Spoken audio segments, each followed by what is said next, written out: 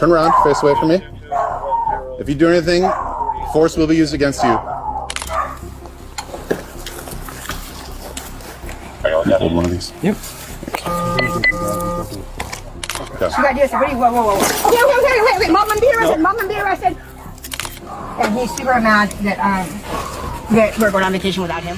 Last chance. Turn around. You're under arrest. For what? You're under arrest for obstructing I and need my unlawful help, conduct related to Bro, alcohol. are you serious? You are under arrest. Bro, Stop. bro. Stop. Stop. Stop. Sit in the car. Why are you taking my wallet? Sit in the car. Wallet in my Sit down. Sit down.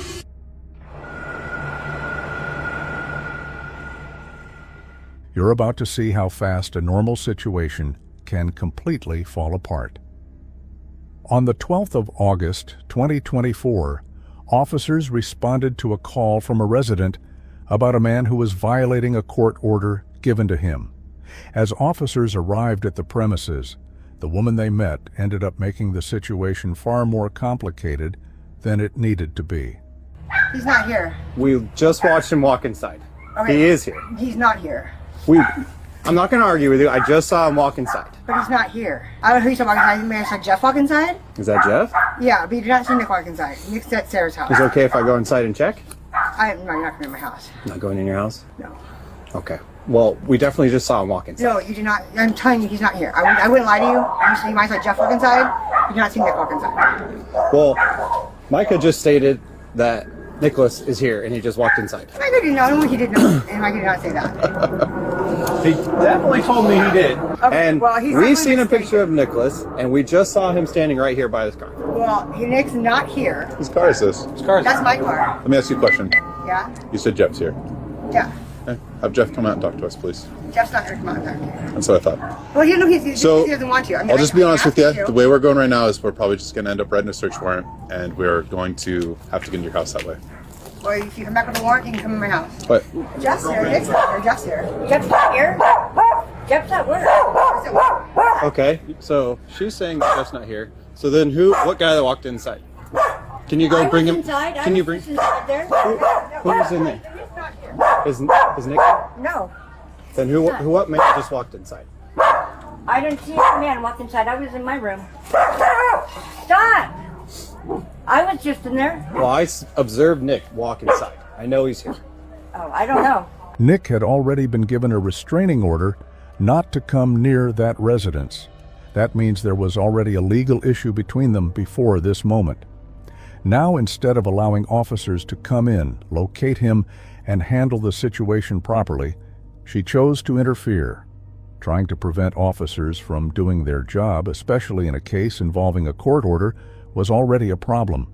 This is also something important to understand. When someone knowingly tries to hide a person who is violating a court order, that action itself becomes an issue. What should have been a simple process, officers come in, locate him, and leave, was now turning into something more serious just because she refused to cooperate. The officer then reveals something that will even make you question her decision. there is a no contact. I know. There is a no contact order currently between you and Nick. Correct. That's why he's not here. That is why we are here. And we saw Nick go into your home. So that's why we're here There's been a today. door between me and Nick for years. Why on earth would you come here today? Someone called about it. They told us Nick was here. Now, this is where the situation gets even more confusing. There was already a no contact order between her and Nick. That means there must have been a previous issue serious enough for a court to step in. But now, she was the same person trying to protect him and hide him from officers. If she truly wanted that order to be changed, there are proper legal steps to follow. You don't resolve something like that by hiding the person involved. That only makes the situation worse. Court orders are not suggestions. They are legally binding. So ignoring them or helping someone else ignore them only adds more problems. At this point, it was becoming clear that she was not thinking about the consequences of her actions. It's somebody with warrants, but I'm not going to tell you it is not Nick. I promise you it's not Nick. Yeah. So I'm not again, going to like tell I you who it said, is. you're lying to us. I'm not lying to you. I'm just not going to tell you who's in my house, but it's not Nick. Yeah, and If that you means. want Nick, then you have to go to Sarah Miller's house. But you've already lied to us. Does that make sense? You told us I no one haven't was in lied your to you. house.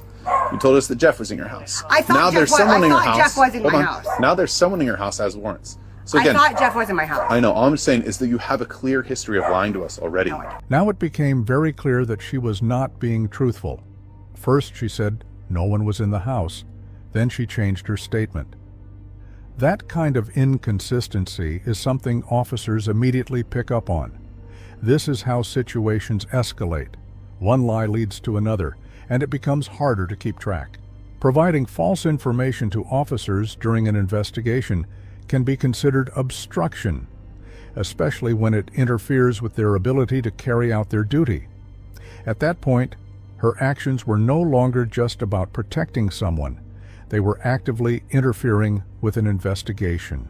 Then a neighbor stepped in and gave officers the correct information that Nick was at the backyard, and that changed everything. If you do anything, force will be used against you. Walk back towards the sound of my voice.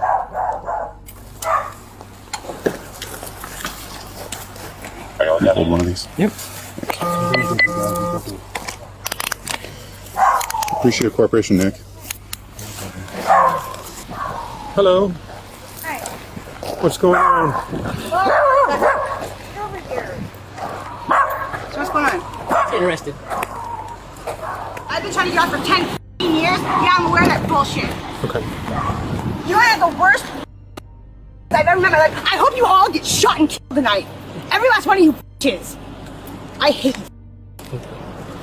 Stay away from him, please. I'm not going to go anywhere near him. I know the rules. Well, you're going in his direction. I can go wherever the f I want. It's a No, free you can't. country. Bet me. I'm gonna pull a car for you guys. So at that moment, everything could have ended calmly. They could have taken him in, and that would have been it. But instead of allowing that process to happen, she continued interfering. What made it worse was that officers had initially overlooked her earlier behavior. They didn't immediately act on it. That was already a form of patience.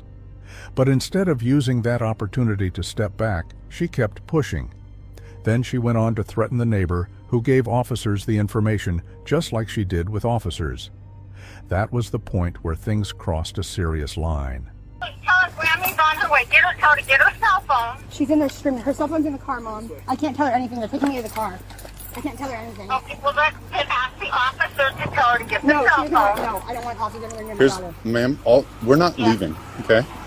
We're not leaving yet. We need you to come here as soon as possible, that's all. Don't worry about anything else. Don't worry about granddaughter yet. We'll stay here with granddaughter until you arrive. We just need to be as soon as possible. You do not need to go near my Yes, daughter. it will be. Threatening someone who provided information to officers is a serious issue. She even made statements that implied harm, and that is something officers cannot ignore. All of this came from a series of decisions she made step by step. She later claimed she invited him over because they wanted to go on a vacation, which only made things more confusing considering there was already a court order in place. At the end of the day, she was taken into custody and she was charged with felony harassment. What do you think about this case? Do you feel officers should have acted earlier when they noticed she was hiding him, or was this outcome expected? Let me know your thoughts in the comments.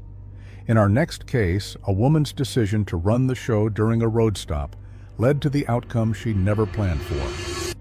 Last chance. Turn around. You're under arrest. For what? You're under arrest for obstructing My and ID criminal right here, bro. conduct related to Bro, alcohol. are you serious? You are under arrest. Bro, Stop. bro. Stop. Just Stop. f***ing walking, bro. Stop.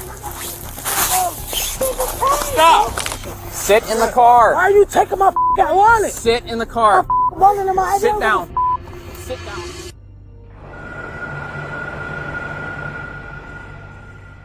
An officer came across a situation where a family was walking in the middle of the road.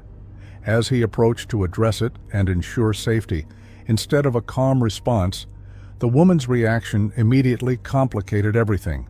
Come here. I'm trying to be cool with you. But you're taking off on me. You're out after curfew. Come here. Come here, man. You're out after curfew. I'm trying to tell you. Say I'm 30 years old, nigga. Okay, well, I'm talking. You talking about a curfew? down. Calm You talking about? You see my? Calm down. Why are you talking to me? Calm I'm down. walking to the store. You guys are walking in the middle of the road. I'm 30 years old. These are You're my walking- kids. You're walking in the middle of the road. Stop. Stop. Why are you touching me, bro? Stop, because you're detained Why right are now you for touching walking me? in the middle of the Call road. your white shirt. You're detained Call your in the white middle shirt. of the road.